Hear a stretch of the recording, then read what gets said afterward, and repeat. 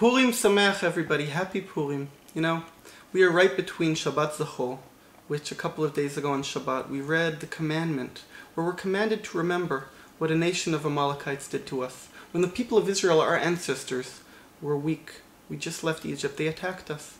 And since that battle, we are commanded in the Torah to wipe out these people, to wipe out their memory, not to leave anything, any existence in the world we live in.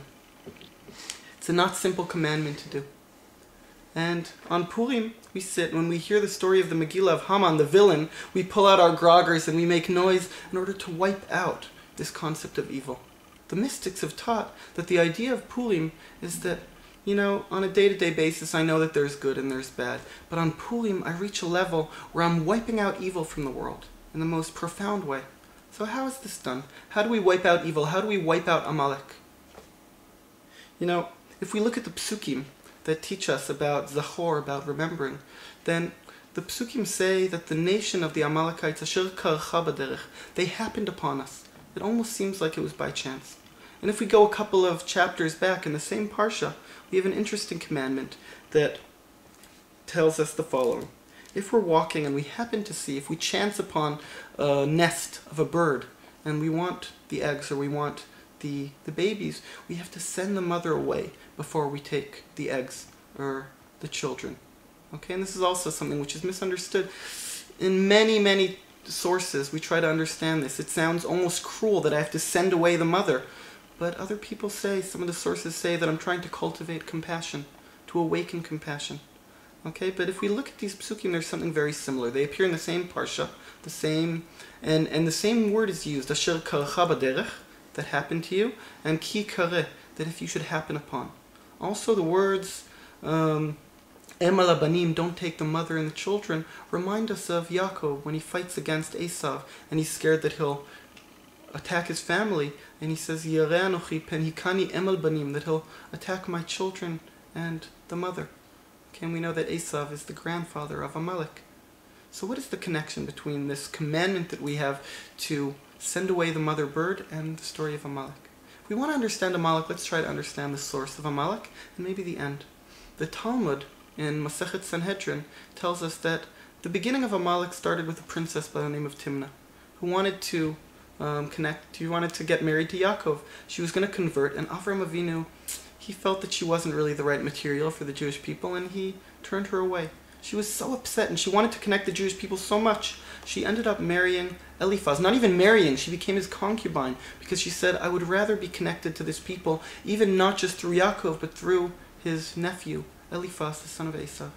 I can imagine Eliphaz wasn't the gentlest of people, and when Timnah was crying, her son Amalek looked at her and said, Mother, why are you crying? And she probably answered, I wanted to become a Jew, but the Jews, they didn't accept me. That second, the hatred for the Jewish people was born, that remains almost until the story of Purim. And if we want to know where the end of Amalek is today, how do we find them in order to wipe them from this world? The Gemara tells us something interesting. The same tractate in Sanhedrin, the same perek, it says that the children, great-great-grandchildren of Haman are learning Torah in Bnei Brak. They're sitting in Yeshiva and learning. What does that mean? I think that what we're trying to understand here, we have to go back to the psukim about the sending away of the mother. It says, Shalach tishalach et ha'em, ve'et habanim tikach lecha. Send away the mother and take the children. But if we understand that this context is symbolic and it's teaching us about Amalek, it's saying the following. Even though sometimes you will send away the mother, no, that maybe it'll take a couple of generations, but you will take the children. You know, we think hatred is something that I'm not connected to. The truth is that I hate the people who I'm very much connected to.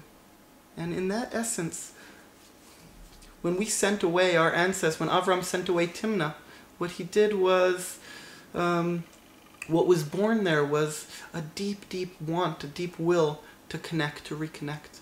And maybe it takes a couple of generations, but that deep will to connect to us is happening now. And at the end, they found their way back home. And I'll just end with the fact that when we say, Machotim ched zecher Amalek, wipe the memory of Amalek, maybe what we're commanded to do is to erase the bad memory that they have from that experience, that instead of us bringing them closer, what we did is push them away. So I bless us all that on this Purim, we should look around us by giving matanot and giving mishlochei manot, we should look that all we're doing with our hands is giving and bringing people closer, and not chas v'shalom, God forbid, pushing people away. Purim Samech. That is the way that we wipe out evil from the world.